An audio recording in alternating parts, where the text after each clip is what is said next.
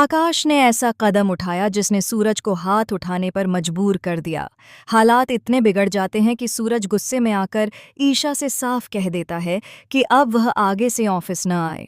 यह सुनकर ईशा पूरी तरह टूट जाती है, क्योंकि उसके पास अब कोई दूसरा सहारा नहीं बचता। नौकरी छूटने के बाद उसकी जिंदगी जैसे रुक सी जाती है, लेकिन महिका की पढ़ाई और भविष्य का ख्याल उसे हार मानने नहीं देता।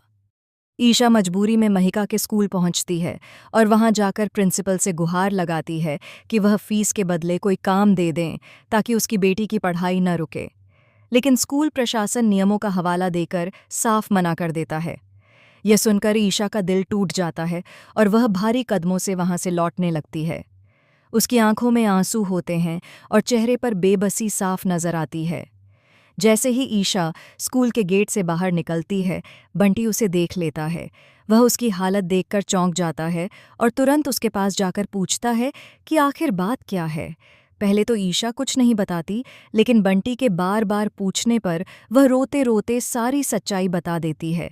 नौकरी छूटना, फीस का दबाव और आकाश का बर्ताव। यह सब सुनकर बंटी के अंदर का इंसान जाग उठता है। बंटी तुरंत ईशा को लेकर सूरज के पास जाता है।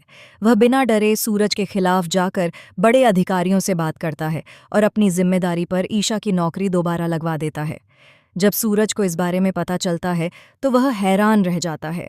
उसी समय बंटी उसे सच्चाई बताता है कि ईशा यह नौकरी सिर्फ अपने लिए नहीं, बल्कि अपनी बेटी की पढ़ाई बचाने के लिए कर रही है। बंटी की बातें सुनकर सूरज का दिल पिघल जाता है और वह ईशा को फिर से सेक्रेटरी की नौकरी पर रख लेता है। अगले दिन सुबह ईशा फिर से अपने काम में लग जाती है।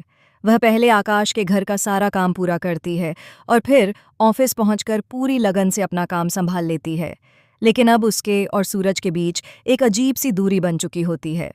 दोनों एक दूसरे से बात तो करते हैं, लेकिन उनके बीच की गर्मजोशी कहीं खो गई होती है। इसी बीच ईशा नोटिस करती है कि सूरज इन दिनों बहुत ज्यादा परेशान और उदास रहने लगा है। उसके चेहरे पर एक अजीब सा दर्द साफ झलकता है। यह देखकर ईशा का दिल पसीज जाता है।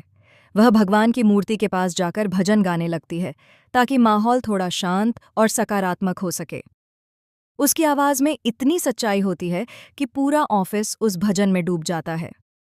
लेकिन यहीं से कहानी में आता है पहला बड़ा ट्विस्ट। सूरज को ये सब बिल्कुल पसंद नहीं आता और वह गुस्से में आकर ईशा को डांट देता है। वह कहता है कि ऑफिस पूजा पाठ की जगह नहीं है। ईशा चुपचाप उसकी बातें सुन लेती है, लेकिन अंदर ही अंदर टूट जाती है। दिन भर दोनों के बीच नोकझोंक चलती रहती है और माहौल तनावपूर्ण बना रहता है। रात को जब ईशा घर जाने लगती है तो उसे याद आता है कि वह अपनी एक ज़रूरी फाइल ऑफिस में ही भूल गई है। उसी समय सूरज भी वह फाइल लेकर उसके घर पहुंचता है। जैसे ही वह दरवाजे के पास पहुंचता है, अंदर से तेज आवाजें सुनाई देती हैं और यहीं आता है कहानी का सबसे बड़ा और चौंकाने वाला ट्विस्ट। सूरज देखता है कि आकाश ईशा पर चिल्ला रहा है और उससे पैसे छीन रहा है। ईशा बार बार कहती है कि ये पैसे महिका की फीस के लिए हैं, लेकिन आकाश उसकी एक नहीं सुनता। वह बेरहमी से पैसे छीन लेता है और ईशा को अपमानित करता है। ये सब देखकर सूरज का खून खौल उठता है, लेकिन वह अंदर जाने की बजाय चुपचाप वहां से चला जाता है। अगले ही दिन सूरज बिना किसी को बताए महिका की पूरी फीस भर देता है। जब ईशा को यह बात पता चलती है तो वह हैरान रह जाती है। उसे समझ आ जाता है कि सूरज आज भी वही इंसान है जो दूसरों के दर्द को समझता है, भले ही उसे जताता न हो। लेकिन कहानी यहीं खत्म नहीं होती। कुछ दिनों बाद एक और बड़ा खुलासा होता है। बंटी को पता चलता है कि आकाश ने जानबूझकर ईशा को कमज़ोर करने के लिए उसकी नौकरी छुड़वाई थी, ताकि वह पूरी तरह उस पर निर्भर हो जाए।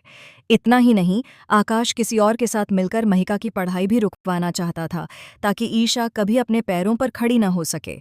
यह सच्चाई जब सूरज के सामने आती है तो वह पूरी तरह टूट जाता है और गुस्से में आकर आकाश का सामना करने का फैसला करता है।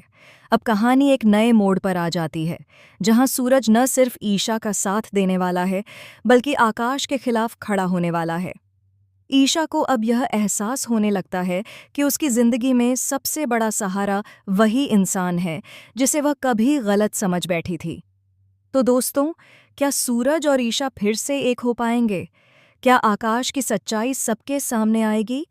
और क्या महिका का भविष्य सुरक्षित हो पाएगा? इन्हीं सवालों के साथ खत्म करते हैं आज की इस दिलचस्प और भावनाओं से भरी कहानी को। मिलते हैं अगले अपडेट में एक और बड़े ट्विस्ट के साथ। धन्यवाद।